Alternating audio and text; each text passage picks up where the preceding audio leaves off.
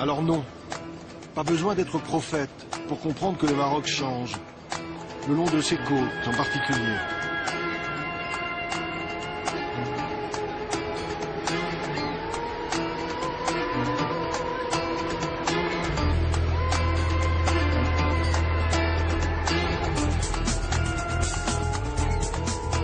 Boom de l'immobilier vers le nord où ça construit partout et à tout va.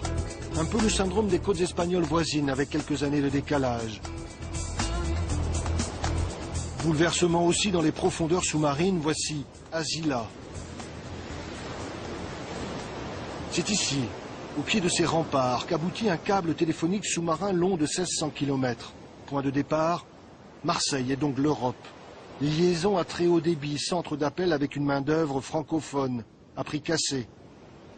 Ce n'est plus 22 à Asnières, c'est le 0800 quelque chose à Marrakech ou à Rabat.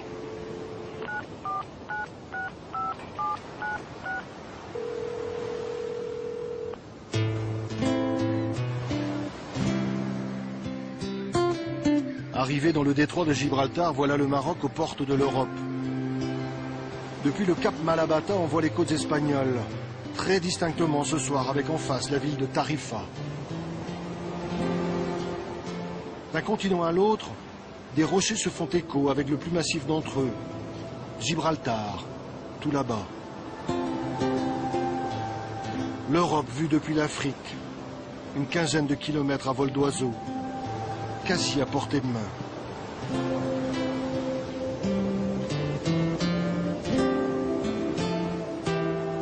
Mais beaucoup d'illusions tombent aux portes du détroit. C'est aujourd'hui l'une des zones les plus surveillées au monde. Et pas seulement pour des raisons de sécurité maritime, quand bien même des bateaux s'échouent dans les parages.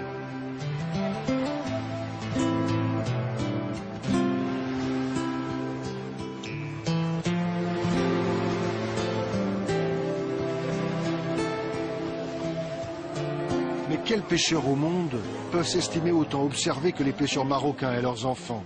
Chacun de leurs déplacements sont scrutés depuis la terre, essentiellement depuis l'Espagne. On traque les contrebandiers, les trafiquants de toutes sortes, les clandestins et les passeurs.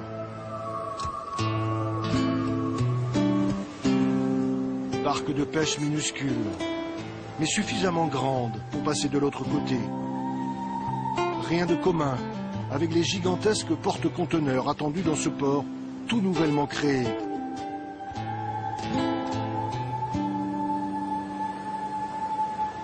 L'occasion de désengorger le port de Tanger, à une trentaine de kilomètres de là.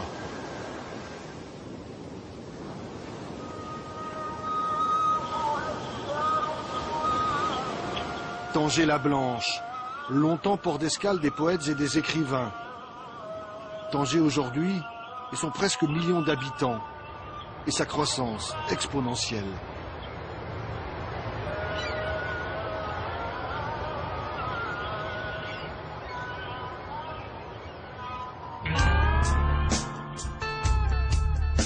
La côte marocaine, versant Méditerranée cette fois. Nous voilà loin des falaises exposées aux colères de l'Atlantique et de ses embruns. Ici, pas de ramasseurs de sable, de pêcheurs nomades ou de champs de fraisiers. Très vite, en retrait de la côte, le relief prend le dessus. Les hautes terres du nord du Maroc, où les montagnes les plus élevées dépassent les 2000 mètres. Totalement enneigé l'hiver, c'est le Rif, une région montagneuse bien à part dans le nord du Maroc.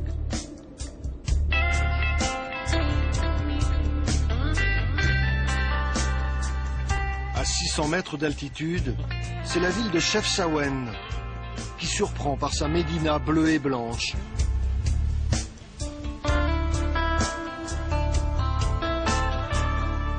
Voilà pour la carte postale. Pour le reste, Chefchaouen, capitale des montagnes du Rif, est aussi la capitale du kiff, le hashish marocain réputé jusqu'à Amsterdam. Dans les années 90, 200 000 agriculteurs en vivaient, une production quasi intensive, pas une colline sans son champ de cannabis. Les autorités ont détruit des champs, tous. On sait juste que le Maroc reste encore l'un des premiers exportateurs mondiaux de hashish. Et Et la voie royale de ce trafic est bien entendu maritime. Décidément, rien n'est simple le long de cette côte, surtout lorsque l'on aborde la question des enclaves.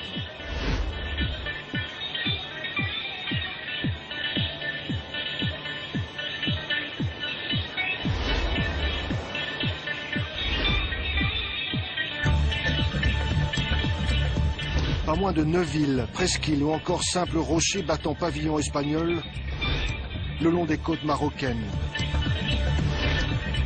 70 mètres de long, 50 de large, 27 en hauteur, de loin on dirait un bateau. On peut même y aller à la nage. Voici le rocher d'Alucemas et sa garnison d'une 60aine d'hommes.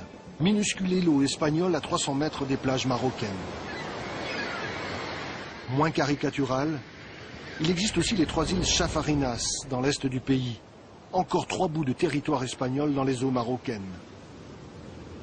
Mais les plus connus de ces enclaves sont les grandes villes. Postes frontières pris d'assaut quotidiennement à Ceuta. 60 000 citoyens espagnols en terre marocaine. Situation ubuesque où de part et d'autre d'une frontière, le niveau de vie passe du simple au quintuple au bas mot.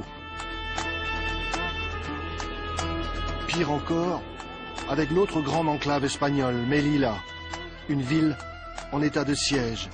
Ici, comme à Ceuta, un double mur de barbelés et de grillages électrifiés. Un rempart jalonné de miradors atteint même les plages. Dissuasif, chaque année, des centaines de candidats à l'émigration clandestine se terrent autour de Melilla, avec l'espoir de passer le mur. Depuis les hauteurs du mont Gourougou au Maroc, ils regardent avec avidité cet étrange bout d'Europe en terre africaine.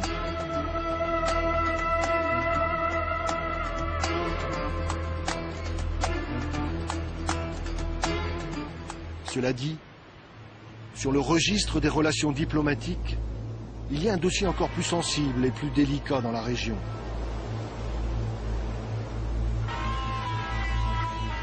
Un peu plus de 500 km de côte séparent Tanger de l'Algérie. Une côte aussi surveillée que le détroit de Gibraltar, mais pas avec les mêmes moyens. Là-bas, des radars, des caméras. Ici, plus désuet, de multiples postes de garde-frontières. Une présence militaire quasi constante, comme un État en guerre, surtout vers Oujda et Saïdia. Impossible d'approcher l'Algérie depuis le Maroc. Les deux pays sont à couteau tiré depuis 14 ans.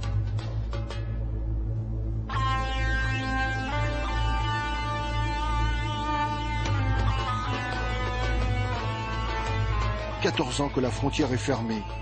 Situation bloquée. Dialogue de sourds entre les deux pays, c'est la plus longue frontière fermée au monde. »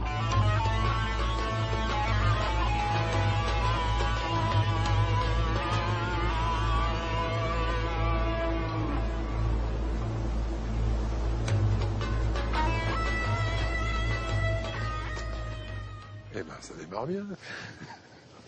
Gilles, carnet de route. Alors, le Maroc, c'est grand, c'est très grand. C'est très grand. Il a bien fallu faire des choix. Voilà, on a choisi une partie de la côte atlantique. Et on a choisi de commencer notre voyage par une ville historique célèbre, qui est en même temps un port magnifique, Essaouira. Oui. Essaouira, on pourrait le traduire en français par celle qui est bien dessinée.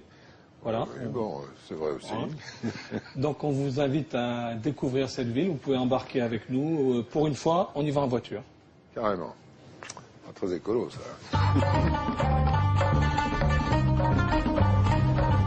Et nous voilà tout à trac, jetés sur les routes du Maroc. Ses grandes étendues, sa lumière.